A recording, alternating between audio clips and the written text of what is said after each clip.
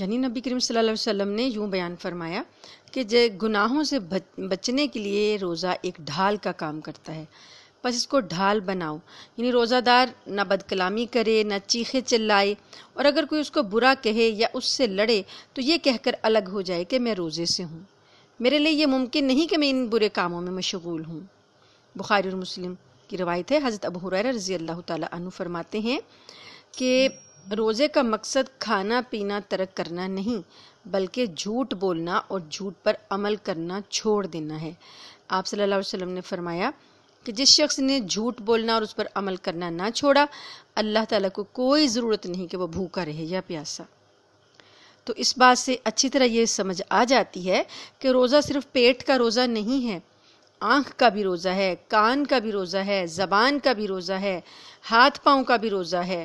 اور ان کا روزہ یہ ہے کہ آنکھ وہ نہ دیکھے، کان وہ نہ سنے، زبان وہ نہ بولے، ہاتھ پاؤں وہ کام نہ کریں جو اللہ تعالیٰ کو ناپسند ہیں اور جن سے اللہ پاک نے منع فرمایا ہے.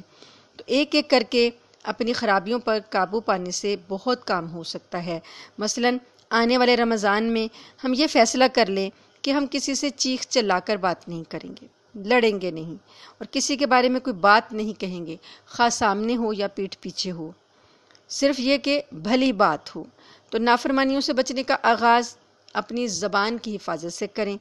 یہ مشکل ضرور ہے، لیکن اس کی پابندی سے تمام کام سدھر جائیں گے اور نیکیاں ضائع ہونے سے بچ جائیں گی. روز رات کو ان دو باتوں کا احتساب بھی کرنا ہے کہ آج کوئی ہم سے لغزش ہوئی ہے، کوئی خطا ہوئی ہے تو فوراً اس پر استغفار کرنا ہے اور اس پر توبہ کرنی ہے اور آئندہ دن میں وہ نہ کرنے کا عہد کرنا ہے. چوتھی چیز یہ ہے کہ نیکی کی جستجو کرنی ہے. رمضان المبارک میں نیکی کو تلاش کرنا ہے، تلاش کر کر کے نیکیاں کرنی ہیں. یعنی ہر لمحے ہر قسم کی نیکی کی طلب، اور ہو کہ رمضان میں کیا خصوصی توجہ دینی ہے کہ اس مہینے میں جس نیکی سے بھی خدا کا قرب مل جائے. کوئی بھی نیکی ہو سکتی ہے، کوئی چھوٹی سے چھوٹی نیکی ہو سکتی ہے جو اللہ کو اتنی پسند آئے کہ وہ ہم اس کا قرب حاصل کر لیں، تو اس کا ثواب جو ہے فرض کے برابر ہو جاتا ہے. اور اس سے بڑی اور کیا خوشخبری ہو سکتی ہے. مثلا ہم کچھ ایسی عبادتیں کریں، جو ایسے اخلاق اپنائیں جو کہ نیکی میں آتے ہیں. مثلا نفل نمازوں کا اہتمام کریں، جماعت کے ساتھ پڑھنے والے تکبیر تحریمہ کا التزام کریں کہ ایسے وقت پر جائیں کہ تکبیر تحریمہ ان کو مل جائے. اور انسانی تعلقات کے دائرے میں بھی یہ جستجو کریں کہ اپنے بھائی سے مسکرا کر ملنا صدقہ ہے، اس کو ایذا نہ پہنچانا صدقہ ہے، اس کے ڈول میں پانی ڈال دینا صدقہ ہے. یعنی جو بھی کسی کی ہم مدد کر سکیں یہ کریں تو وہ صدقہ ہے. کسی کا بوجھ بانٹ دیں، کسی کی مدد کر دیں، کسی کی بیماری میں اس کا ہاتھ بٹا دیں، اس کی بیمار پرسی کر لیں. یہ ساری چیزیں جو ہیں یہ صدقہ ہیں، اور یہ نوافل جو ہے ان کی اہمیت جو ہے وہ اللہ کے نزدیک فرض کے برابر ہو جاتی ہے. تو جب بندہ فرائض ادا کرنے کے ساتھ ساتھ نوافل کا بھی اہتمام کرتا ہے تو وہ کس لیے کرتا ہے؟ اپنے شوق سے کرتا ہے، اپنی خواہش سے کرتا ہے. کیونکہ نوافل کا اہتمام اگر وہ نہیں کرے گا تو کوئی مواخذہ نہیں ہے، لیکن بندہ اپنے شوق سے دوڑ دوڑ کر اپنے آقا کی خوشنودی حاصل کرنے کے لیے کام کرتا ہے. وہ ایسی کوشش کرتا ہے کہ کوئی موقع ہاتھ سے جانے نہیں دیتا. اور پھر اس کے بارے میں نبی کریم صلی اللہ علیہ وسلم نے جو حدیث قدسی بتائی ہے وہ صادق آتی ہے، جس میں اللہ تعالیٰ فرماتے ہیں کہ میں اس سے محبت کرنے لگتا ہوں. یعنی جو بندہ دوڑ دوڑ کر میرا قرب حاصل کرنے کی کوشش کرتا ہے، میں اس کا کان بن جاتا ہوں جس سے وہ سنتا ہے، میں اس کی آنکھ بن جاتا ہوں جس سے وہ دیکھتا ہے، اور اس کا پاؤں بن جاتا ہوں جس سے وہ چلتا ہے. یہ بخاری کی روایت ہے.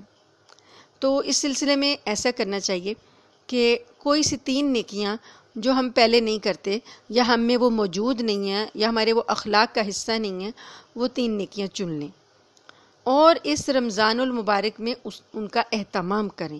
مثلا کوئی بھی نیکی، مثلا کہ نماز آدمی یہ سوچیں کہ نماز جماعت سے پڑھیں گے، خواتین یہ سوچیں کہ جیسے ہی اذان ہوگی فوراً اول وقت میں پڑھ لیں گی اور کسی کو تکلیف نہیں پہنچائیں گے، ہر ایک سے مسکرا کر ملیں گے. 3 نیکیاں لکھ لیں. اور اسی طریقے سے 3 برائیاں مخصوص کر لیں کہ جو ہمارے میں ہیں اور ہم نے ان سے چھٹکارا پانا ہے، تو رمضان میں، اس رمضان میں ان کی نیت کر کے روزانہ کوشش کر کے اس برائی کو چھوڑنے کی کوشش کریں، جو بھی کوئی 3 برائیاں ہم کر سکیں۔ تو یہ ہوگا کہ ہمیں اس طرح آغاز ہو جائے گا نیکیاں اپنانے کا اور برائیاں چھوڑنے کا۔ تو یہ آغاز جب رمضان المبارک میں کیا جائے گا، ایک تو اس کا ثواب 70 گنا بڑھ جائے گا، اور دوسرا رمضان المبارک کی برکت سے آئندہ آنے والا جو سال ہے اس میں بھی یہ توفیق ملتی رہے گی۔ ایک اور چیز ہے قیام اللیل، یعنی رات کا قیام، رات کا قیام اور تلاوت قرآن۔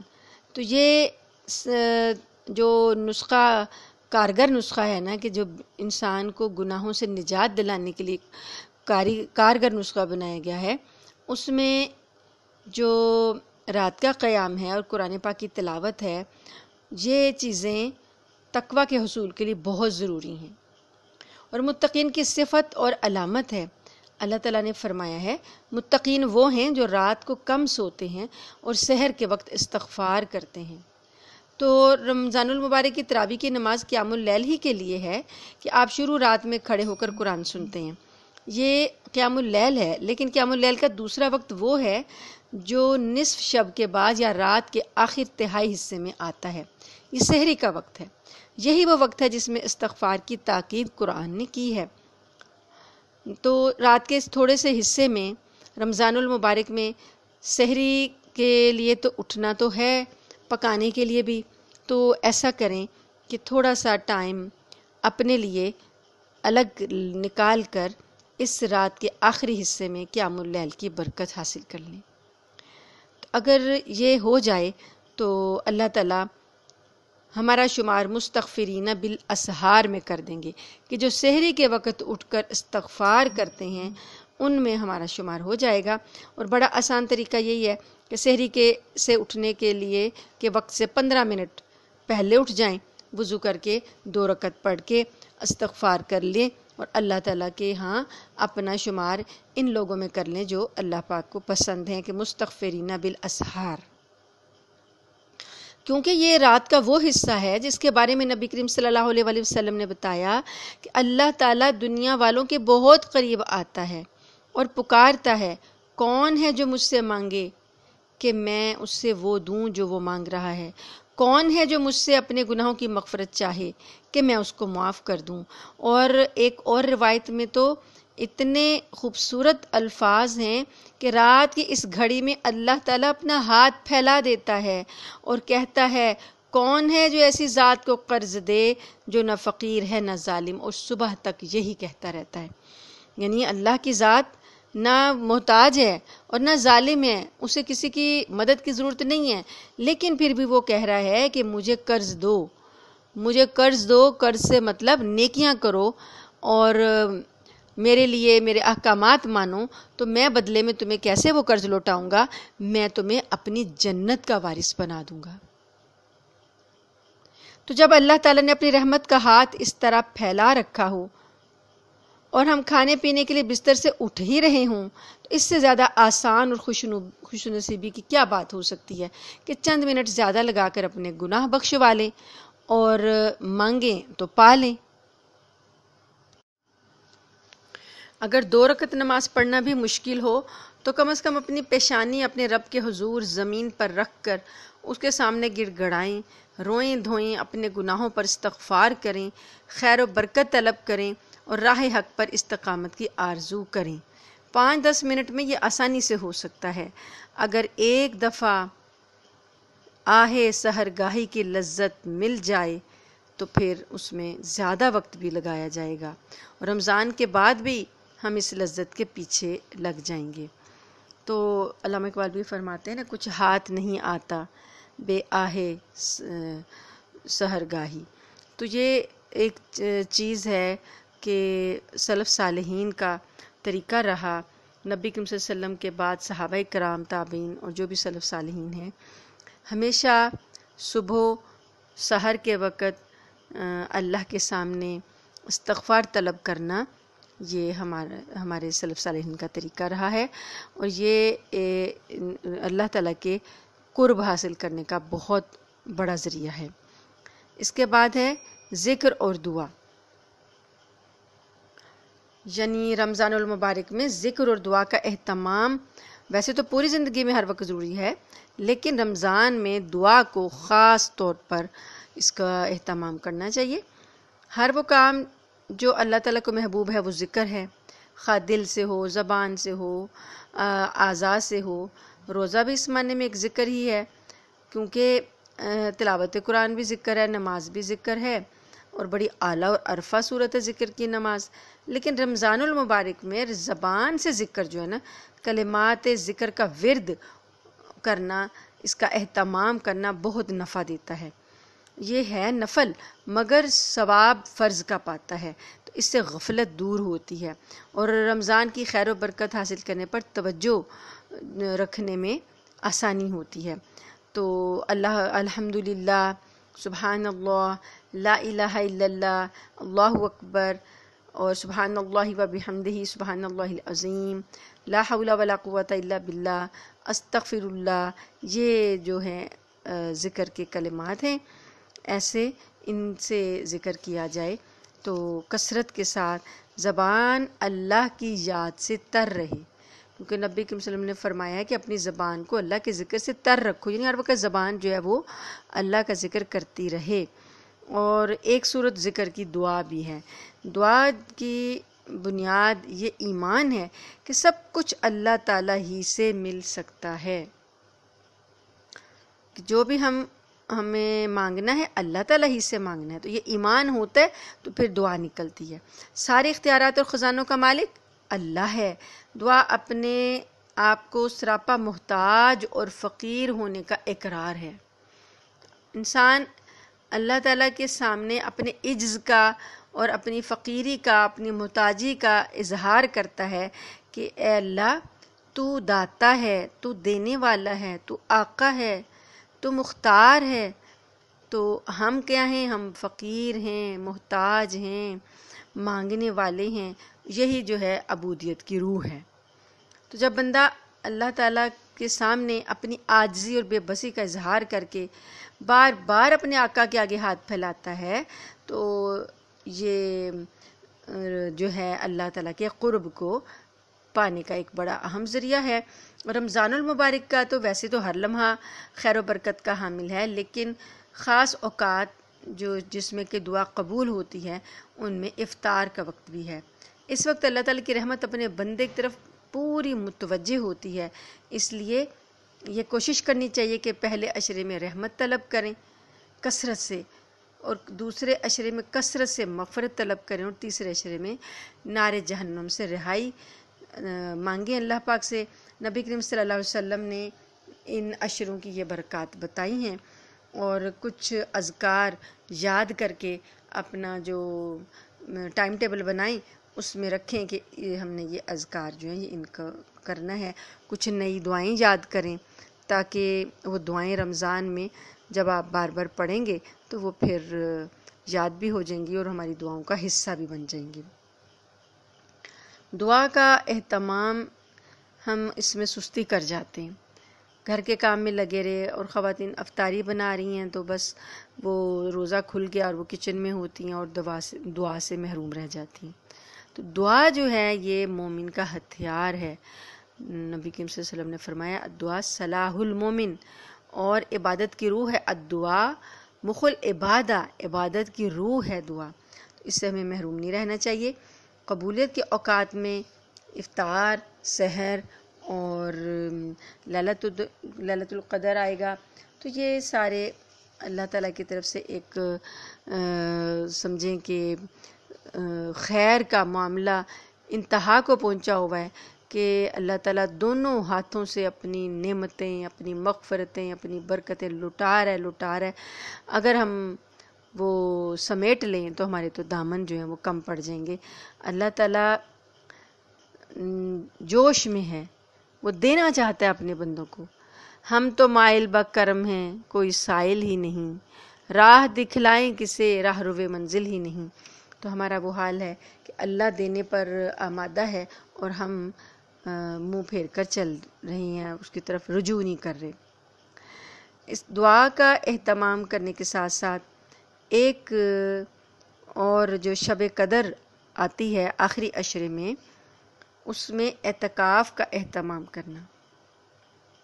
اور شب قدر کا اہتمام یہ ہے کہ اس کو تلاش کرنے کے لیے جاگنا، قیام کرنا.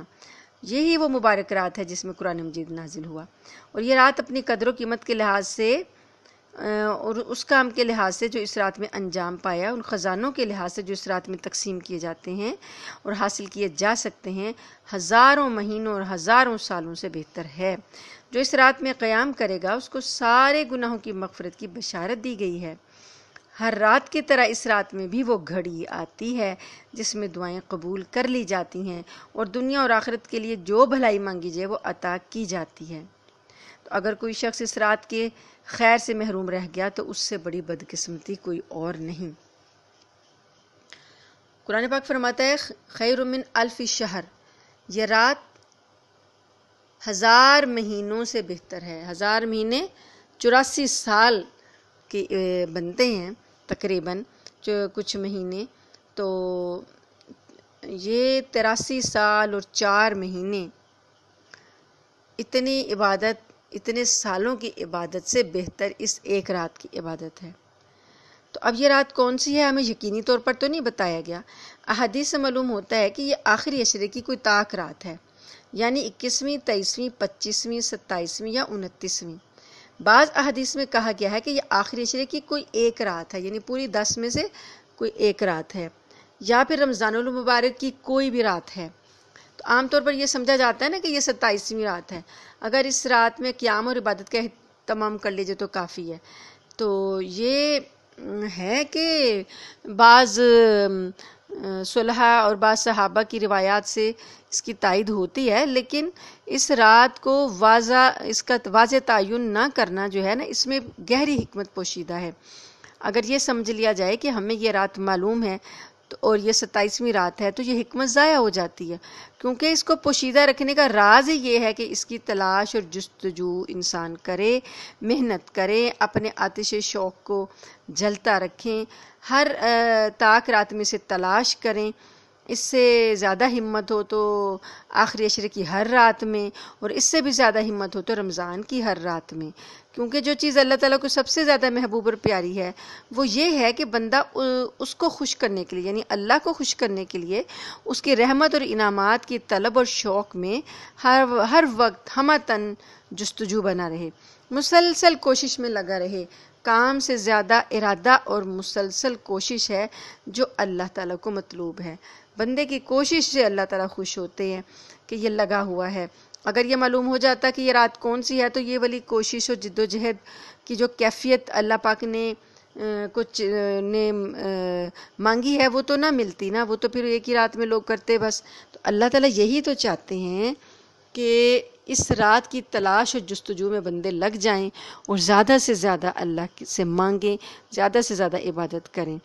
تو یہ والی جو رات ہے لیلۃ القدر، اس میں خیر و برکت میں کئی گنا اضافہ اللہ تعالیٰ کر دیتے ہیں دوسری راتوں کی نسبت. اس رات میں خیر اور برکت کے دروازے کھول دیے جاتے ہیں.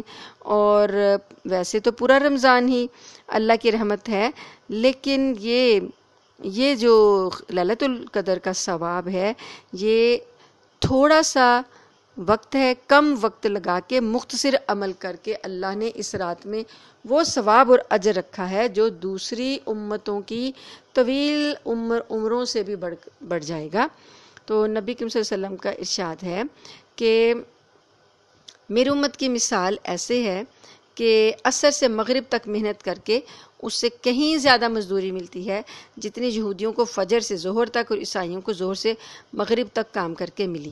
یعنی کہ آپ نے مثال دے کے بتایا کہ ایک مزدور جو ہے وہ فجر سے ظہر تک کام کرتا ہے، یہ ڈیوریشن کتنا زیادہ ہے، تو اس کو بھی اتنی ہی مزدوری ملتی ہے.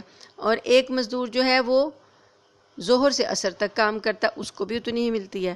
اور ایک مزدور ہے کہ عصر سے مغرب تک تھوڑا سا ٹائم ہے، چند گھنٹے ڈیڑھ کا، اس کے اندر اس سے بھی اتنی ہی مزدوری ملتی ہے جتنی فجر سے ظہر تک کے والے کو ملی تھی.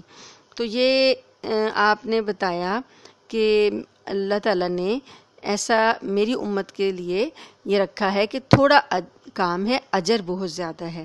تو یہ ہمارے رب کی ایک خصوصی رحمت کا سب سے بڑا ثبوت ہے۔ چنانچہ کمرے ہمت کس لیں، کوشش کریں کہ کم سے کم آخری عشرے کی ہر طاق رات اللہ کے حضور قیام و صلاۃ، تلاوت و ذکر، دعا اور استغفار میں گزاریں۔ پوری رات ممکن نہ ہو تو آدھی رات کے بعد سحری تک 2-3 گھنٹے گزار لیں۔ ہاتھ باندھ کر کھڑے ہوں، سجدے میں پیشانی زمین پر ٹیک دیں، روئیں، گڑ گڑائیں، اپنے گناہوں سے استغفار اور توبہ کریں۔ قبولیت دعا کی جو اگر یہ گھڑی مل گئی لیلۃ القدر میں تو اس کی شان اور تاثیر ہی الگ ہے۔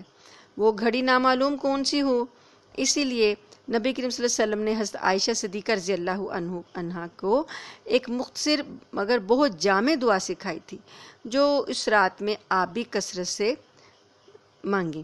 اللہم انک عفو تحب العفو فاعف عنی، کہ میرے اللہ تو بہت معاف کرنے والا ہے، معاف کرنا تجھے پسند ہے، بس مجھے معاف فرما دے۔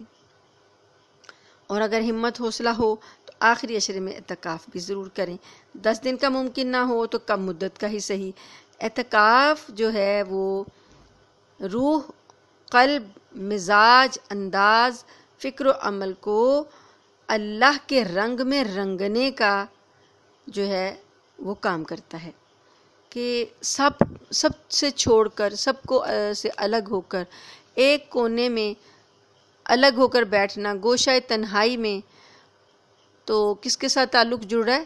صرف اللہ کے ساتھ۔ تو اللہ تعالیٰ سے تعلق جوڑنے میں اعتکاف بہت مدد دیتا ہے۔ اور ویسے یہ ہر شخص کے لیے فرض نہیں ہے، یہ فرض کفایہ ہے کہ اگر ایک بستی میں کچھ لوگ کر لیں تو ساری بستی سے ادا ہو جاتا ہے۔ لیکن اس بات کا دھیان رکھنا ہوگا کہ اپنے اپنے محلوں کا جائزہ لینا ہوگا، اپنے محلے کی مسجد کا جائزہ لینا ہوگا کہ کہیں ایسا تو نہیں ہے کہ یہاں کوئی بھی اعتکاف میں نہیں بیٹھا۔ اگر ایسا ہوا تو ساری بستی گناہ گار ہوگی۔ اس لیے اگر کوئی ایسی مسجد ہو کہ جس میں کوئی نہیں بیٹھا، یعنی کہ محلہ، ایک محلے میں 2-3 مسجدیں پھر تو خیر ہے کہ جس میں بھی بیٹھ گئے، لیکن پورے محلے میں کوئی نہیں بیٹھا تو پھر پورا محلہ جو ہے وہ گناہ گار ہوگا۔ تو کسی ایک کو ضرور بٹھائیں، اپنے گھر والوں میں سے کسی کو بھیج دیں۔ لیکن اعتکاف جو ہے وہ بستی والوں میں سے اگر کسی نے نہ کیا تو سارے گناہ گار ہوں گے۔ نبی کریم صلی اللہ علیہ وسلم نے ہمیشہ اعتکاف کیا تھا اور اس کی بڑی تاکید فرمائی تھی۔ حضرت عائشہ صدیقہ رضی اللہ تعالی عنہا بتاتی ہیں کہ جب رمضان کا آخری عشرہ آتا تو رسول اللہ صلی اللہ علیہ وسلم اپنی کمر کس لیتے، راتوں کو جاگتے، اپنے گھر والوں کو بھی جگاتے اور اتنی محنت کرتے جتنی کسی اور عشرے میں نہ کرتے۔ اصل میں اعتکاف کی اصل روح یہ ہے کہ آپ کچھ مدت کے لیے دنیا کے ہر کام، مشغلے اور دلچسپی سے کٹ کر اپنے آپ کو صرف اللہ کے لیے وقف کر دیں۔ اہل و عیال گھر بار چھوڑ کر اس کے گھر میں اللہ کے گھر میں گوشہ نشین ہو جائیں، سارا وقت اللہ کی یاد میں بسر کریں۔ تو پھر جو حاصل ہوگا، جو اعتکاف سے جو چیز حاصل ہوگی وہ کیا ہوگی کہ زندگی ایسے سانچے میں ڈھل جائے گی کہ اللہ کو اور اس کی بندگی کو ہر چیز میں آگے رکھنا، فوقیت دینا جو ہے وہ آسان ہو جائے گا۔ پھر یہ نہیں ہوگا کہ اللہ تعالیٰ کی باتوں کو عمل کرنے میں کوئی مشکل پیش آئے گی۔ اب یہ 10 دن کا اگر کسی سے ممکن نہ ہو تو وہ کم بھی کر سکتے ہیں۔ اس کے علاوہ رمضان المبارک میں ایک اور چیز جس کا خیال رکھنا ہے وہ ہے اللہ کی راہ میں زیادہ سے زیادہ خرچ کرنا، فیاضی کے ساتھ۔ نماز کے بعد سب سے بڑی عبادت ہے اللہ کی راہ میں خرچ کرنا، اور جو کچھ اللہ تعالیٰ نے بخشا ہے وہ سب خرچ کرنا۔ سورہ بقرہ کے پہلے صفحے پر بھی وَمِمَّا رَزَقْنَاهُمْ يُنْفِقُونَ اللہ نے فرمایا۔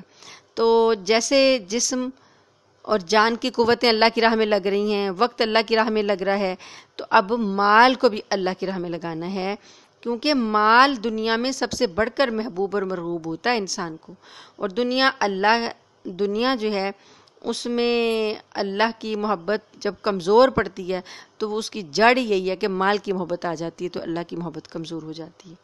تو نبی کریم صلی اللہ علیہ وسلم سارے انسانوں سے زیادہ فیاض اور سخی تھے، لیکن جب رمضان المبارک آتا تو آپ حضور صلی اللہ علیہ وسلم جو آپ کی ملاقات ہوتی جبریل علیہ السلام سے، تو پھر آپ صلی اللہ علیہ وسلم کی سخاوت اور داد و دوہش کی کوئی انتہا نہ رہتی. آپ اپنی فیاضی میں بارش لانے والی ہوا کی مانند ہو جایا کرتے تھے اور قیدیوں کو رہا کرواتے، ہر مانگنے والے کو عطا کرتے.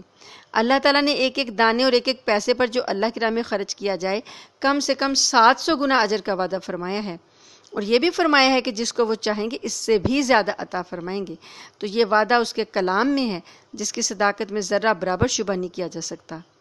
تو ہم لوگ جو سرمایہ کاری اور منافع اور بچت، ہم اس کے اتنے حریص ہو گئے ہیں اور اتنے ہم اس کے بارے میں معلومات رکھتے ہیں، تو ایسا کوئی کاروبار ہے جس میں بے پناہ منافع کا وعدہ کیا جا رہا ہو؟ اور اگر ہے تو ہم نے اس میں کتنا سرمایہ لگایا؟ دیکھنے کی بات یہ ہے کہ اس سرمایہ کاری کے لیے ہم اس میں کتنا سرمایہ لگا رہے ہیں. اس سرمایہ کاری کے لیے رمضان سے بہتر اور کوئی وقت نہیں. تو رمضان میں اللہ کی راہ میں خرچ کرنے کی نیت سے اللہ کے ساتھ سرمایہ کاری کریں، اللہ کے بینک میں جمع کروائیں، تو اللہ تعالیٰ بڑھا چڑھا کر وہ ہمیں عطا کر دے گا آخرت میں. تو جیسے کہ ہم اپنے جسم اور کی بھوک اور پیاس برداشت کر رہے ہیں، اس طرح سے ہم جیب کی تنگی بھی تھوڑی سی برداشت کر لیں. لیکن ہونا یہ چاہیے رمضان میں دل کھول کر خرچ کریں، لیکن ہونا یہ چاہیے کہ اللہ کی رضا حاصل ہو. ایسا نہ ہو کہ بھوک اور پیاس کی شدت برداشت کرتے رہے اور درمیان میں ہم نے کوئی اور نقطہ رکھا ہو تو پھر اجر نہیں ملے گا. جو کچھ بھی ہم نے کرنا ہے اللہ کے لیے کرنا ہے، کسی سے بدلے یا شکریہ کی امید سے نہیں کرنا کہ یہ مجھے شکریہ کہے، میرا احسان مند ہو، میرے کچھ کام کر آ جائے، میرا وقت کچھ جو ہے وہ گزار دے. یہ نیت نہیں کرنی. یہی نیت کرنی ہے کہ جس کو دیا اللہ کے لیے دیا، اب اس سے کسی قسم کے بدلے کی کوئی توقع نہیں رکھنی. کیونکہ سورۃ دہر میں اللہ تعالیٰ فرماتے ہیں مومن جب خرچ کرتے ہیں نا اللہ کی راہ میں، تو وہ کہتے ہیں لا نرید منکم جزاء ولا شکورا، ہم تم سے کوئی جزا نہیں چاہتے، ہم تم سے کوئی شکریہ نہیں چاہتے، کوئی بدلہ نہیں چاہتے. تو کیا فائدہ ہوا کہ اگر انسان مال بھی نکال لے، سرمایہ کاری بھی کرے اور اپنے ہاتھوں ہی سرمایہ کو اور نفع کو ضائع کر دے، یعنی احسان جتلا کر یا اس کے سے کوئی ناجائز فائدہ اٹھا کر. تو زکوٰۃ چونکہ فرض ہے تو اس کا بھی پورا حساب اگر کر کے اس مہینے میں نکالا جائے تو وہ ایک فرض جو ہے وہ 70 فرائض کے برابر اجر دے گا. ایک اور بات جو اس مہینے میں ہمیں خاص اس پر توجہ دینی ہے وہ ہے انسانوں کی مدد اور خدمت. تو نبی کریم صلی اللہ علیہ وسلم نے رمضان المبارک کو شہر المواسات کہا ہے، ہمدردی کا مہینہ. تو گویا یہ اپنے بھائیوں بہنوں کے ساتھ ہمدردی اور غمخواری کا مہینہ ہے. خاص طور پر یہ معاش اور رزق کے دائرے میں ایک دوسرے کی تنگیوں اور محرومیوں، پریشانیوں اور دکھوں میں شرکت اور خدمت کا مہینہ ہے. جہاں اپنی بھوک پیاس جو ہے وہ تقوی اور سیلف کنٹرول، ضبط نفس، صبر کی صفات پیدا کرتے ہیں، وہیں پر یہ مہینہ ہمیں دوسرے انسانوں کی جو ہم سے کم ہیں اور جو اپنا نہیں کھانا پراپر کھا سکتے، ان کی تکلیف کا احساس یہ مہینہ ہمیں دلاتا ہے. اور ذاتی کچھ تھوڑا سا تجربہ ہوتا ہے اور کچھ انسان ذائقہ چکھتا ہے کہ دکھ کیسے ہوتے ہیں، درد کیسے ہوتے ہیں، بھوک کیا ہوتی ہے. تو اس کے بعد پھر اس کے اندر ہمدردی پیدا ہوتی ہے اور لوگوں کی مدد کرنے کا جذبہ اور ملکہ پیدا ہوتا ہے. تو نیکی اور بھلائی اور تقویٰ کا یہ دائرہ تو بہت وسیع ہے. اس میں ہم بھوکوں کو کھانا کھلا سکتے ہیں، مریضوں کا علاج، تیمارداری، یتیموں بیواؤں کی خبرگیری، محتاجوں ضرورت مندوں کی حاجت روائی، یہ سب صلہ رحمی وغیرہ اور رشتہ داروں کے ساتھ اچھا سلوک، یہ سب اسی دائرے میں آ جاتے ہیں. اس مہینے میں زیادہ سے زیادہ ہمدردی کی جائے، زیادہ سے زیادہ دوسروں کا خیال رکھا جائے. نبی کریم صلی اللہ علیہ وسلم نے فرمایا جو شخص اس مہینے میں کسی روزہ دار کو افطار کرائے تو اس کے لیے گناہوں سے مغفرت اور دوزخ کی آگ سے رہائی ہے. روزہ افطار کرا دیا تو گناہ بخش دے گا اللہ اور جہنم کی آگ سے رہائی دلا دے گا. کتنا آسان عمل ہے. تو اس روزہ دار جس نے اب روزہ کھولا اسے کیا ملے گا؟ کیونکہ اللہ نے فرمایا کہ روزے دار کا ثواب جو ہے وہ اتنا ہی ثواب اس کو کھلانے والے کو دیا جائے گا۔ تو اس میں آپ صلی اللہ علیہ وسلم نے فرمایا کہ جب کوئی کسی کا روزہ کھلوائے دے تو افطار کروا دے گا تو اس کو روزہ دار کے ثواب میں کوئی کمی نہیں آئے گی اور اس کو اس کے برابر ثواب ملے گا۔ تو لوگوں نے کہا، صحابہ نے کہا رضی اللہ عنہم اجمعین نے کہ اے اللہ کے رسول صلی اللہ علیہ وسلم، ہم میں سے سب کے پاس تو اتنا سامان نہیں ہوتا کہ روزے دار کو افطار کروائیں۔ آپ نے فرمایا یہ ثواب اس کو بھی عطا کیا جائے گا جو کسی روزہ دار کو ایک گھونٹ پانی سے یا دودھ سے یا لسی سے افطار کروا دے یا کھجور سے۔ اور آپ نے فرمایا جو کسی روزہ دار کو پیٹ بھر کر کھانا کھلائے گا تو اللہ تعالیٰ اس کو میرے حوض سے ایسا سیراب کرے گا کہ پھر اسے کبھی پیاس نہ لگے گی، یہاں تک کہ وہ جنت میں داخل ہو جائے گا۔ اس لیے اس مہینے میں خاص اہتمام کیجئے کہ اپنے بہن بھائیوں کے کام آئیں، بھوکوں کو کھانا کھلائیں، ضرورت مندوں کی ضرورت پوری کریں، سائل اور محروم کو اپنے مال میں سے ان کا حق دیں۔ اور یہ بات ہے کہ گناہوں کی مغفرت، جہنم سے رہائی، حوض کوثر سے سیرابی اور جنت میں داخلے جیسے عظیم جو انعامات ہیں وہ مخلوق خدا کی خدمت سے مل رہے ہیں۔ اب اگر حوض کوثر سے سیراب ہونا ہے تو وہ کیسے ہونا ہے؟ کسی کا روزہ کھلوا کے اس کو کھانا کھلا دیا تو اللہ تعالیٰ ان کا یہ وعدہ آ گیا۔ تو مخلوق کی خدمت سے یہ سارے کام مل رہے ہیں۔ اللہ تعالیٰ نے اپنی مخلوق کا اتنا خیال رکھا ہے، ہر عبادت میں اللہ پاک نے ان کا حصہ رکھا ہے فدیے کے طور پر۔ جیسے روزے کا فدیہ ہے، اور اس طریقے سے جو کوئی نظر اور ہے ان کے فدیے ہیں، تو اللہ پاک نے اس میں کیا رکھا ہے کہ 60 مسکینوں قسم توڑنے کا کفارہ ہے، 10 مسکینوں کو کھانا کھلا دو اور 10 مسکینوں کو کپڑا پہنا دو۔ تو اللہ پاک کو اپنی مخلوق سے بہت پیار ہے۔ اللہ چاہتے ہیں کہ میری مخلوق پر جو زیادہ مہربان ہوگا تو اللہ بھی اس پر زیادہ مہربان ہوگا۔ تو یہ نماز، روزے اور صدقات کے بڑے بڑے ڈھیر ضائع ہو جائیں گے اگر مخلوق کی خدمت نہ کی یا مخلوق کو ایذا پہنچائی۔ اللہ تعالیٰ کو اس سے کوئی فرق نہیں پڑتا ہماری نماز اور روزے اور صدقے سے۔ اللہ تعالیٰ کو جو فرق پڑتا ہے وہ یہ کہ اس کی مخلوق سے کون پیار کر رہا ہے، اس کی مخلوق کا کون خیال رکھ رہا ہے۔ تو جب کوئی مانگنے آئے، کوئی بھی کسی کی ضرورت ہو تو ہمارے پاس جو بھی ہم کر سکتے ہیں ہمیں ضرور کرنا چاہیے، خواہ وہ چھوٹی سے چھوٹی مدد ہی کیوں نہ ہو، کہ اس کو بھی حقیر نہ جانے۔ بعض اوقات ایک وقت کا کھانا ہی ہوتا ہے، بعض اوقات ایک گلاس پانی ہی ہوتا ہے، 1 روپیہ ہی ہوتا ہے، اور بعض اوقات کوئی اچھی ایسی بات ہوتی ہے کہ سفارش کسی کی کر دیتے ہیں اور اس کسی کا کام ہو جاتا ہے۔ تو بعض اوقات تو ایک پیاسے کتے کی پیاس بجھانا بھی جنت میں داخلے کا باعث بن جاتا ہے۔ تو یہ سب کام خدمت خلق ہیں، ان میں مخلوق کی خدمت ہے، اور یہ سب کام جنت میں پہنچا سکتے ہیں انسان کو۔ اور ایک اور چیز یہ کہ اللہ کے قرآن کی طرف دعوت دینا، اللہ تعالیٰ کے قرآن کی طرف لوگوں کو خیر کی طرف بلانا، کہ دنیا کی بھوک پیاس اور دنیا کی زندگی جو ہے وہ تو ختم ہو جائے گی، یہاں کا ہر دکھ درد بھی گزر جائے گا، مگر آخرت کی بھوک پیاس کبھی ختم نہ ہوگی، وہاں کے دکھ درد سے کبھی نجات نہیں ملے گی، وہاں کے جو عذاب ہیں وہ ہمیشہ ہمیشہ کے ہیں۔ اس لیے یہ جو شرف ملا ہمیں رمضان المبارک میں، جسے شہر مواسات کہا گیا، ہمدردی کا مہینہ، یہ ہمیں جو شرف ملا رمضان میں یہ قرآن کی بدولت ملا۔ تو قرآن کی وجہ سے اس کے نزول کے مہینے میں سب سے زیادہ موزوں کام یہی ہے کہ لوگوں تک قرآن کریم کا پیغام پہنچائیں، لوگوں کو قرآن کی تعلیمات سے آگاہ کریں، قرآن کے مشن کی طرف بلائیں اور قرآن کی امانت کا حق ادا کریں۔ یہ سارے جو کام ہیں جب یہ کر لیے جائیں گے تو کیا ہوگا؟ دل کا تزکیہ ہوگا، اپنے اندر اپنے لیے زیادہ سے زیادہ نیکیاں سمیٹنے کا جذبہ پیدا ہوگا، اور ایسا راستہ کھل جائے گا نیکیاں سمیٹنے کا، ایسا راستہ کھل جائے گا کہ جو کبھی ختم نہیں ہوگا۔ موت کے بعد بھی نیکیاں وہ جاری رہیں گی، اور اس سے بڑی منافع بخش سرمایہ کاری کوئی ہو نہیں سکتی۔ یہ ہمارے اپنے دل کے تزکیے کے لیے بھی، تربیت کے لیے بھی مؤثر ہیں، اور ہمارے مرنے کے بعد بھی ان نیکیوں کا اثر جاری رہے گا۔ قرآن پاک کی جو تعلیم دی ہوگی اس کے وہ صدقہ جاریہ بن جائے گی۔